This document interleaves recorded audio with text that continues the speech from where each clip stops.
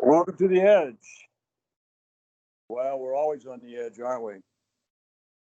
The edge of something, the edge of economic what? A market collapsing again, up one day, down the next. Hope, hope, hope.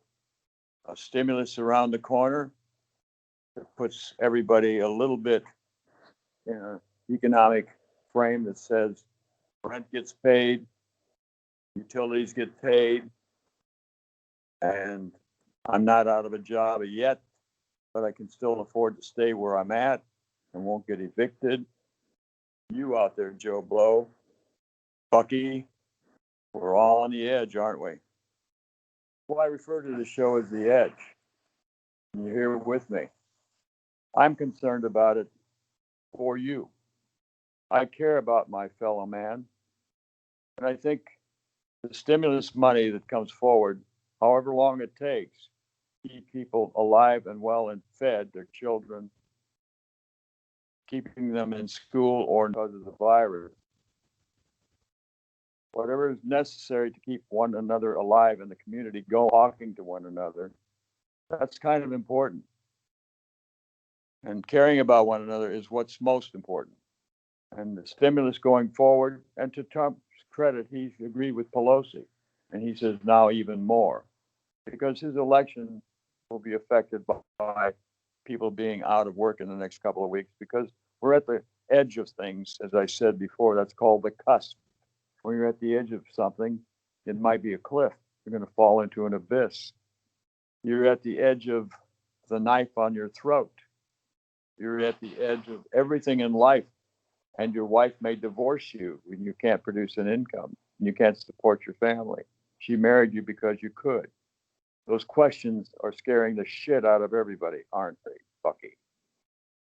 And you trust your people that represent you to help you, the Congress, the Senate, and so forth.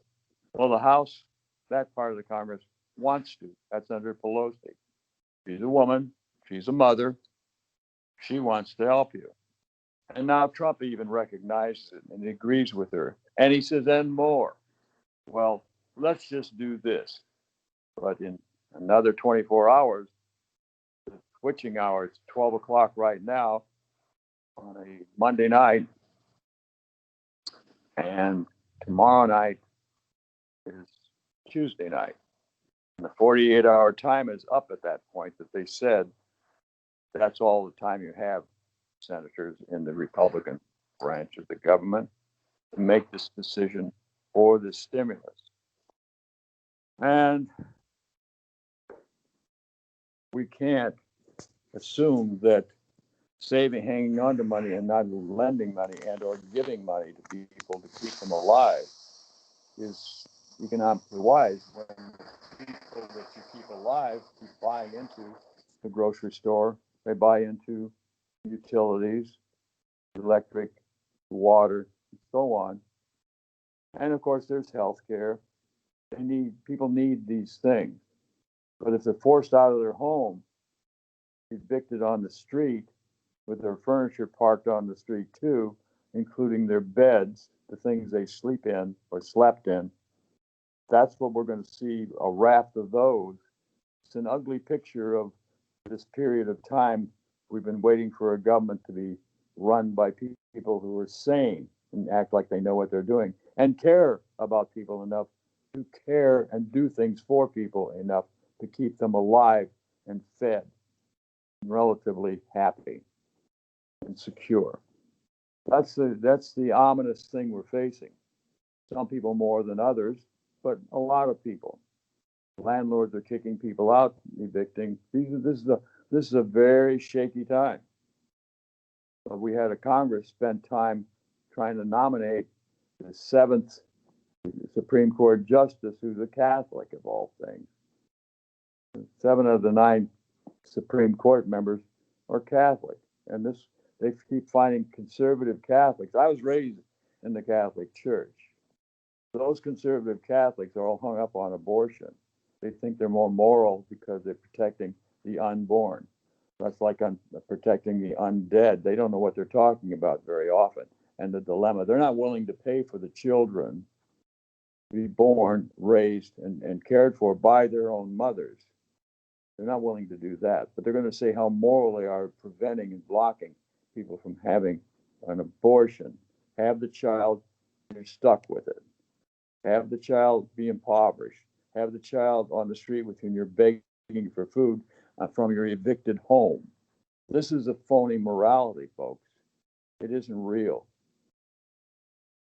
So without getting into detail on that, now we have a president promising to take away what's left of what we call the Affordable Care Act, and this particular Supreme Court justice who would vote to get rid of it, and she has said so a number of times.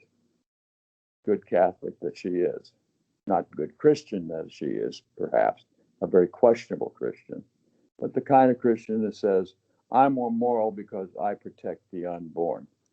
Well, if you're for life, if you're really for a pro-life, then you do something about the virus. I don't hear anything from the churches about helping people out during the virus. Not a peep. And people are going to jail. They're under big bail bonds, and they're stuck in jail. Even though they're not convicted of anything, they can't make bail. They're sitting in jail getting the virus. So pro-life people should be looking at the jails to support people like Christ did, looking about forgiving people like Christ did, loving people as Christ proposed. All these things are so Christian in behavior and demonstrated by you are what you do. Not what you talk about, what you practice and what you do. Now, we all are sinners, and we know we've been sinners, and we want forgiveness, and we want another chance. So that's what Christians are about, another chance of forgiveness. The fundamentalists are not about forgiveness. They want punishment. They want pro-life people telling people who have an abortion, I judge you like God, are a murderer because you had an abortion. You are immoral. You should go to jail. You, the doctor that assists in these abortions, should go to jail. You, the nurse, should go to jail. You are all murderers. That's the moralizing so-called Christian who plays God and judges others, forgiving none, loving none, and acting so unlike Christ. So I'm sorry to get off on this thing, but the stimulus stimulated a set of angry thoughts. I'm sorry about that, folks. But grow up. It's a real world. It's not, somebody's got to take care of those children. And if you're unwilling to do that, put your money forward to help that. And saying something about pro-life and protecting the unborn when the viable living are ignored and starving in the streets, pretty hypocritical, pretty phony, pretty dishonest, pretty unchristian. Nonetheless, I love you anyway. You've listened to The Edge. You put up with my stuff. Some of you hate it. Some of you love it. I want to hear from you. I want to know that you've listened to what I had to say and why you disagree or why you agree. Let's not be phony. Let's be real.